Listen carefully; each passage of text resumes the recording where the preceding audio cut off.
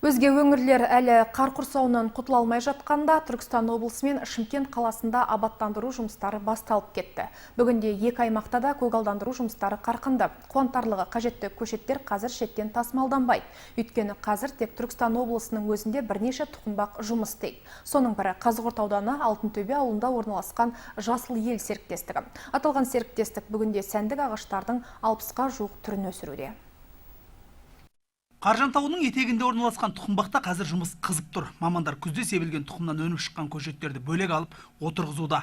Ал 2-3 жыл болған өскіндерді қазып алып, тапсырыс бойынша жөнелдіп жатыр. Құрылғанына 15 жыл болған тұқымбақта қазір сәндік ағаштардан бөлек жеміс ағаштарын да өсіру қолға алынған.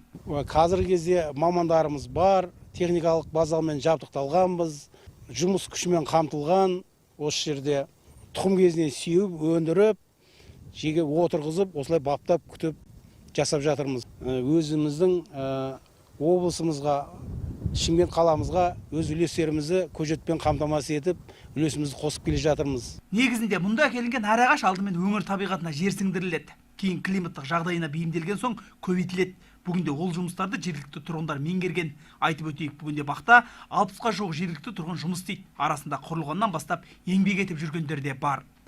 Біз мына тұқымбақтың ашылғанына біраз жыл болды. Осы жұмысты жасап жүрміз. Айлығымыз да уақытлы бәрі. Ауылда бұдан басқа жұмыс жоқ, өздеріңіз де білесіздер. Осы бала шағамыздың әйтеуір несібесіне бұйыртқаны. Абаттандыру жұмысына атсалысып жүрген мамандар негізінде көгалдандыру жұмысының жемісті болуы үшін кемінде 2-3 жылдық көшеттерді отырғызған дұрыс деп санайды.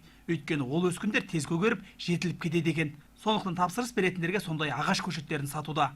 Қазығұрт ауданынан Мақсұт Жарылқасын, Сапарбек Қалбутаев, Рауан Тастанбеков, жаңалықтар.